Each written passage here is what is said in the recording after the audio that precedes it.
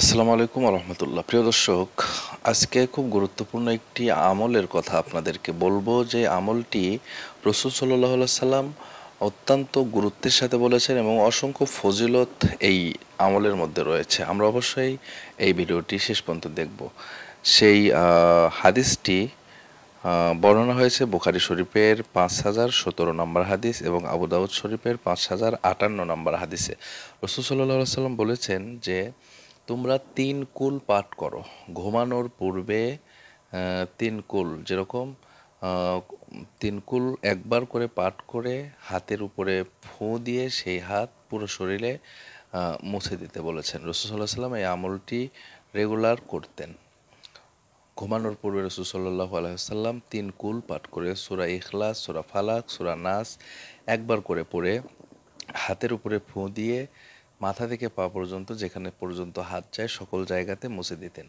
আবারও ইখলাস, ফালাক, নাস একবার করে পড়ে আবারও হাতে ফু নিতেন এবং সেই হাতটি মাথা থেকে পা পর্যন্ত মুছে দিতেন।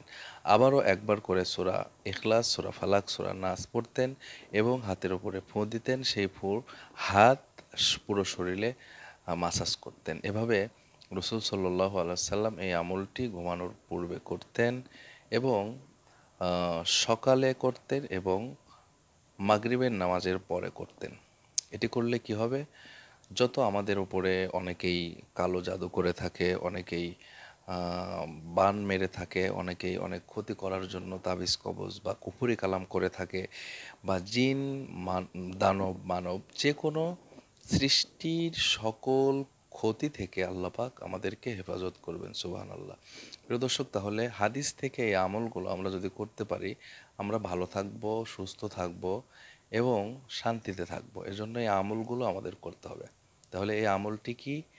ঘুমানোর পূর্বে সূরা ইখলাস, ফালাক, নাস এই 3 কুল একবার করে পড়ে হাতে ফু দিয়ে পুরো শরীর মাসাজ করতে হবে। আরেকবার করে পড়ে আরেকবার ফু দিয়ে পুরো শরীর মাসাজ করতে হবে। এরকম করে 3বার পড়ে ফু দিয়ে একবার করে পড়ে এক ফু দিয়ে মাসাজ করতে হবে। আবার আরেকবার করে পড়ে ফু দিয়ে মাসাজ করতে হবে। আরেকবার করে পড়ে ফু দিয়ে মাসাজ করতে হবে। এভাবে 3বার। প্রিয় দর্শক, এই আমলটি আল্লাহ পাক আমাদের করার তৌফিক দান করুক। ভালো থাকবেন সবাই, সুস্থ থাকবেন। দেখা হবে নতুন কোনো ভিডিওতে ইনশাআল্লাহ। আসসালামু আলাইকুম।